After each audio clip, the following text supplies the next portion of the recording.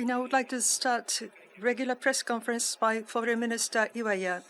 Mr. IWAYA, the floor is yours. Thank you very much for waiting. First, at the outset, I would like to provide some reports. On the 13th Monday, starting from that date, I will be traveling to Seoul in Korea, Manila in the Philippines, and Markyok in Palau. In Korea, through my meeting with Foreign Minister Cho Tae-ol and other meetings, I would like to seek reaffirmation of the need for securing close collaboration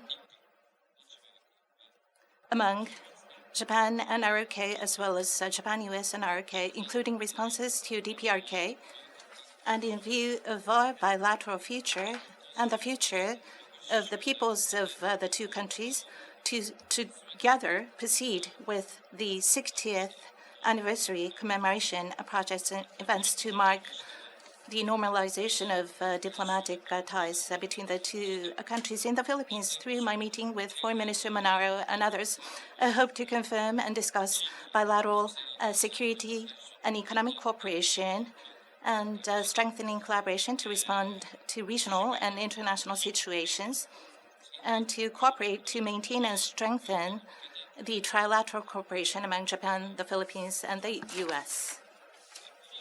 In Palau, I will attend the inauguration ceremony of President Whips, who will be taking office for his second administration. Through a courtesy call to him and other meetings, I will seek to strengthen Tokubetsu relationship with Palau as an important partner to realize FOIP. Tokubetsu has now taken a root as part of Palau's local language, I understand. So I would like to seek to strengthen Tokubetsu relationship with Palau. I also intend to meet with Pacific Island nations dignitaries who are also expected to attend the inauguration to follow up on Palm 10 that was held in July last year, Pacific Island Leaders Meeting. Now, between 2023 and 2024, for 2 years, Japan served as a Security Council member at the United Nations. It was the 12th time for our country to do so, the largest number among the UN member countries. I have just issued a statement summarizing our term as an SC member. This year marks the 80th anniversary of the UN. To lead the international community fraught with ever more serious division and confrontation to one with collaboration, even after the term as SC member, we will promote multilateral diplomacy centering around the UN and to realize and maintain international peace and stability. We will make active efforts at that. The third item, it concerns personnel matters. Today's cabinet meeting, MOFAD senior officials' personnel matters have been approved. There will be material that will be distributed. We are planning to issue this as of January 17th. Mr. Okano Masataka, Administrative Vice Minister, will resign since 2023 August for about 1.5 years, when the international situation has been rather turbulent as the head of the administrative staff, not just in policy matters, in the areas of management. He was cool-headed and he exerted strong leadership. I'm very grateful. As of 20th, I understand that he will assume the position of Secretary General of National Security Secretariat. He was also serving as Deputy Chief Cabinet Secretary and the Deputy Secretary General of National Security Secretariat in the diplomacy and also security matters. He has a lot of experience, and I'm convinced that he will be very active in his new post. After Mr. Okano, the Funakoshi Takehiro, who is the Deputy Minister for Foreign Affairs, will assume that Administrative Vice Minister Namazu Hiroyuki, who is currently DG for Asian and Oceania Affairs Bureau, will assume his position. And for that, the DG for Asian Oceania Affairs Bureau that will be served by Kanai Masaaki, the DG for International Legal Affairs Bureau. Nakamura Kazuhiko, who is currently serving as DG for Global Issues, will be the new DG for International Legal Affairs Bureau. Nakamura Ryo, DG for Southeast and Southwest Asian Affairs Department, will assume his position. And Miyamoto Shingo, Deputy DG and Deputy Assistant Minister, will assume his position. Under this new system, MOFA as a whole, we would like to make utmost efforts to tackle various diplomatic matters. That's all from me. If you have a question, please raise your hand. When invited, move to the closest microphone. Give us your name and affiliation. Yomiuri. Uemura-san of Yomiuri, please go ahead. Uemura from Yomiuri Shimbun newspaper, thank you. I would like to ask about your visit to the ROK. In ROK, there's internal turmoil. What is the significance and the meaning of making a visit to the country when it's in confusion? The ROK is an important neighbor with whom we're going to address a number of different international community problems. And we will continue to pay keen interest in the internal situation of the ROK. But considering the current strategic environment, the importance of Japan-ROK relationship remains unchanged. So in this visit of mine, through my meeting with Foreign Minister Cho Tae-oh, inclusive of our responses to DPRK, Japan and ROK, as well as Japan, ROK, US, need to respond solidly to the situation. I would like to reaffirm that. And we are marking the 60th anniversary of normalization of diplomatic ties, a landmark year. So we would like to reaffirm the fact that we're going to go ahead with the scheduled events. And Secretary Blinken the other day also made a visit to the ROK. And US-ROK, US-ROK-Japan relations, its importance, their importance. He also reaffirmed the need to maintain these important relations. And that was raised by Japan, US Foreign Ministerial. So based on similar thinking, in my visit to the ROK, I would like to make achievements. Next question, Kyodo, please. Kyodo Tsujin Sakaguchi. Thank you. The U.S. President-elect Mr. Trump, I have a question on him. To realize uniform tariffs on imports from all over the world, according to some U.S. media, he might consider the issuing economic emergency. The protective trade policies may be strengthened in the U.S. What's the government's policy? The cheaper yen, higher dollar may accelerate. What would be the effect on the Japanese economy? Regarding the reports you mentioned, I'm aware of them. That being said, after the establishment of the next U.S. administration about the policies and impact, as of now, I would like to refrain from making a comment with prejudgment. In any case, the U.S. has a strong influence on the global economy.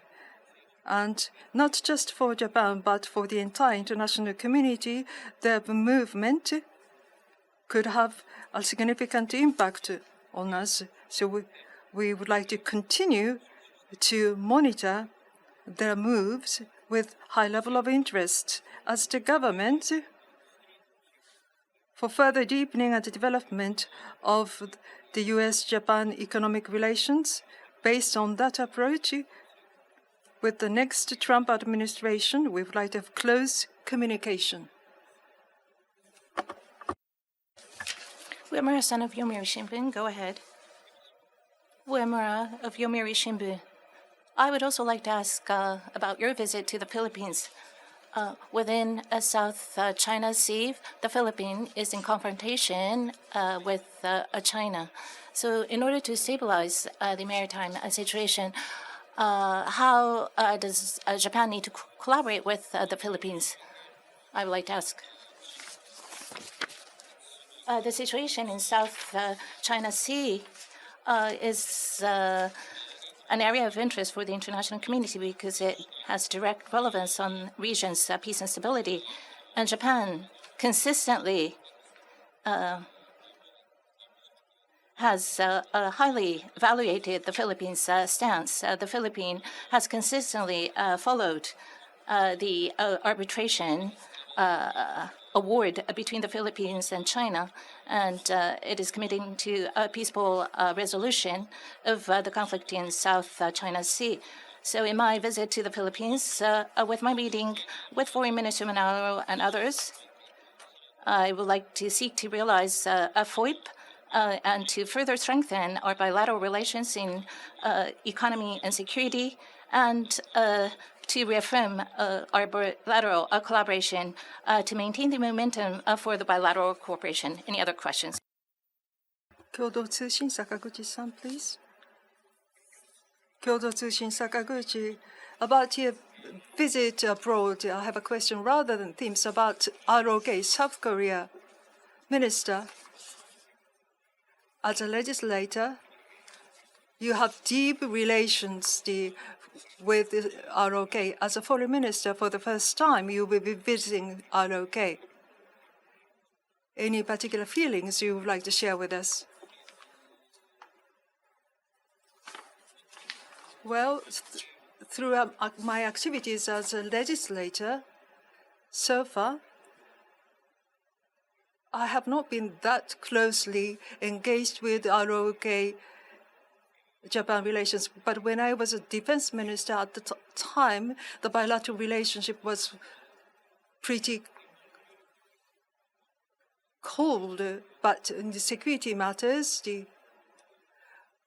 I have making a lot of efforts to advance that. Cho Tae-ol, the foreign minister, amongst the various foreign ministers, I had highest number of meetings with him, including telephone talks. So visiting his country, ROK, I would like to listen to the current situation of ROK and Japan, South Korea, and also the trilateral relationship among Japan, ROK, the United States. As foreign minister to foreign minister, I would like to confirm those matters. And there will be some commemorative activities for the 60th year anniversary.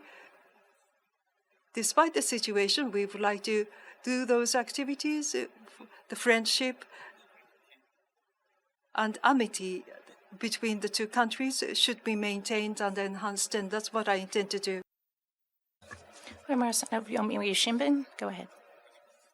Uemura of Yomiuri Shimbun. I would like to ask one question regarding Palau as well. Among the Pacific Island nations, the geographic importance of Palau, what is your view on that, Minister? And the president who's going to be re-elected, he was among the first to show signs of support for Japan with respect to Alps-treated water. So what is your view on their diplomatic stance, including that? Well, as you rightly said, Palau is an important country geographically and strategically for Japan. And we also share the same values and principles with Palau. And in order to realize for free and open Indo-Pacific and for our country's security, it is a very important partner indeed. As you rightly pointed out, President Whips, who will be having his second administration in 2023, he made a technical visit to Fukushima Daiichi, a nuclear power plant, and he was among the first to express his trust in Japan's initiative with respect to the release of Alps-treated water into the sea. And he has visited Japan 5 times since he took office in 2021. And so we highly evaluate and welcome his stance to place value in his relationship with Japan. And so, given the importance of Palau as a country for us, through my visit to Palau, I would like to seek to further strengthen the Tokubetsu relationship that we have with the country, as I mentioned earlier. Any other questions? Iwamura-san, one more question. At the outset, you mentioned the UN security as the non-permanent member. 2 years you served, Japan served, and there was a Russian aggression against Ukraine. The situation was rather difficult. But when Japan was the non-permanent member, and in the case that when Japan had not been the non-permanent member in terms of interest, experience, and networks with other countries, what would be the difference between the two? Serving as the member of the Security Council to maintain the international peace and security, we were able to get involved in important decision making, and it was easier to reflect our assertions in one aspect. And if I may say further, on those issues, can be considered that it was made easier to access such information. In the Security Council, each country expresses its opinion, and that could impact international opinions, and also it could have an impact on other countries other than the security members countries. As you have pointed out during the term, many things happened to Ukraine, Middle East, North Korea matters. On those international issues, we were able to proactively engage in those activities, and at various occasions we were able to communicate our stance firmly. I think that was significant.